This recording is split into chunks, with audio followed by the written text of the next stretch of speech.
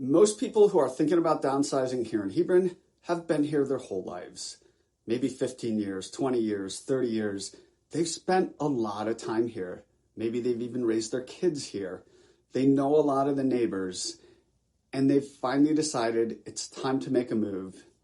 And they end up focusing on one thing, how much money they're going to walk away with. And that's important, but that's the only part they've planned for. What they haven't planned for is everything else. The timing gap between what they think they want and what they actually need, the costs that show up after the sale, and the emotional weight of leaving a home that has been a lot more than just square footage that's attached to it. My name is Jason Boice. I'm a local realtor here in Hebron, and I work with a lot of homeowners who are at exactly this crossroads. So in this video, I'm going to walk you through what most downsizers don't plan for, which is the financial blind spots, the timing traps, and the one conversation that most agents never have with their clients before the listing goes live. First, let's start with what downsizing actually means. Let's start here because most people actually get the definition wrong.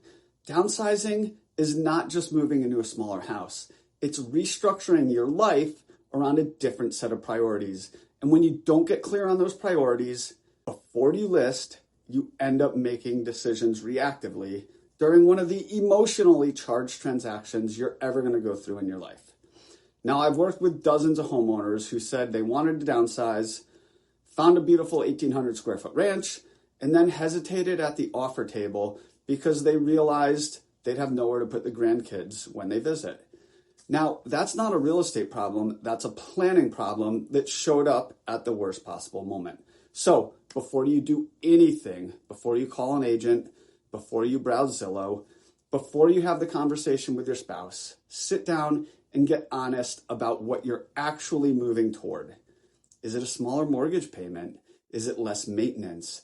Is it single floor living? Is it a specific town or neighborhood? Is it proximity to family? What really matters to you? The clearer you get on that, the better every decision downstream becomes.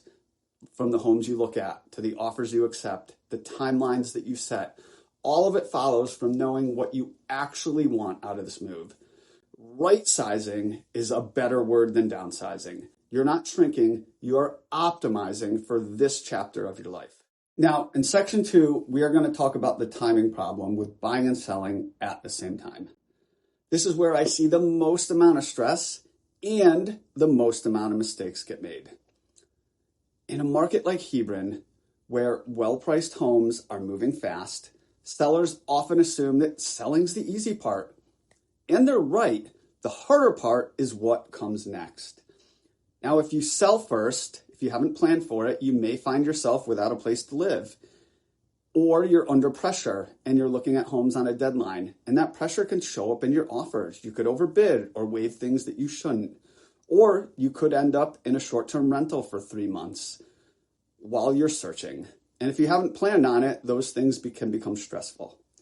Now, if you buy first and you're not prepared for it with a strategy, you could end up carrying 2 mortgages until the sale closes. And depending on your financial situation, that may become difficult.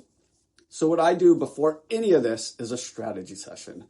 We sit down before anything gets listed, before we look at any houses, and we're going to go through your full financial picture. We're going to talk about your risk tolerance, your timeline, and from there, we're going to look at all the options together, from contingent offers to bridge financing to sale and leaseback arrangements to sequenced closings to buying first. And we are going to choose the approach that fits your situation. Not the fastest one, but the right one for you. People that are looking to buy and sell at the same time, this is actually one of the most common situations I work with, and it's one where the strategy conversation matters the most. Because the clients who get into trouble are not the ones that ask too many questions, they're the ones that don't ask enough. Now, I've actually built an entire resource around this. If you want to walk through all your specific situation options before you ever hop on a call with me, go to jasonboice.com/nextmove. I'll actually link it below, but it is built specifically for homeowners thinking through this exact situation, and it'll give you a lot more context to your options and help you before we hop on a call. Now, in section 3, we are going to talk about the financial blind spots. Here's the part nobody talks about at the kitchen table when you're running numbers on your move. So typically people look at the home value, they subtract what's left on the mortgage, they think about the smaller home they're going to buy, and the math looks great on paper. Then reality shows up. There's capital gains. Now, if you've been in Hebron for 20 years, it's appreciated significantly. You may owe capital gains above the $250,000 exclusion for single filers or $500,000 for married couples. Now, it's not a reason not to sell, but it is a number that you need to know before you set your expectations and your budget. Also, moving costs are generally higher than people expect. It's not just the truck, but it's the things that don't fit. It's the things that you have to buy for the new space, the small renovations that you want to make before you settle into those new areas. Those are all things to think about. Then there's also the cost of the smaller home itself. Now, in Central and Eastern Connecticut right now, well-maintained ranch homes and first-floor primary colonials are in very high demand, and inventory is super low, so you might be competing for it. Now, the financial picture, it's almost always better than staying put, but it is rarely as clean as that first set of numbers you run at the kitchen table. So I just want to point out all these things so that you know the full picture before you commit to a timeline and budget, and they're all things to think about. Now, in section 4, we're going to talk about the emotional side that nobody plans for. I'm going to say something you might be surprised to hear from a realtor. The hardest part of downsizing may not be the transaction, it might be the house itself.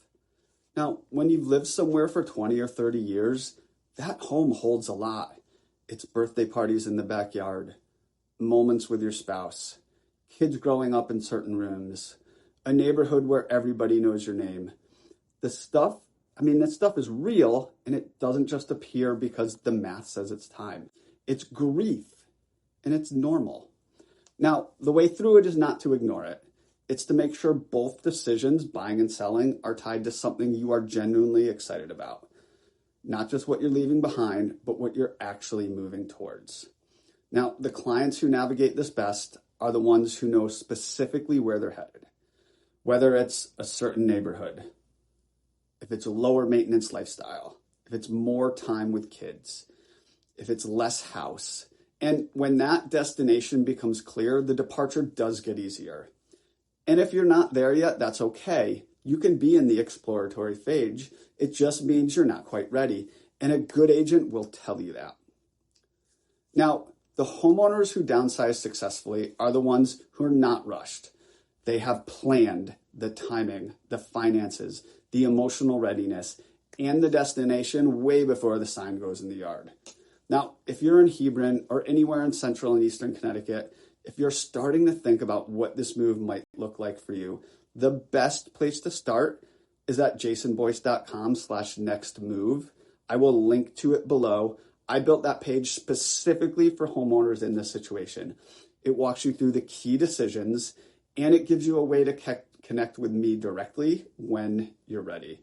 Now, there's no pressure, there's no sales pitch. It's just an honest conversation about what this move looks like, where we go over your timeline, the numbers, and what to expect. Now, if you found this video helpful, please like it and subscribe. I put out a new video every week covering what's actually happening in the Connecticut real estate market, where we talk about stuff that really matters to real homeowners making real decisions. Thanks for watching.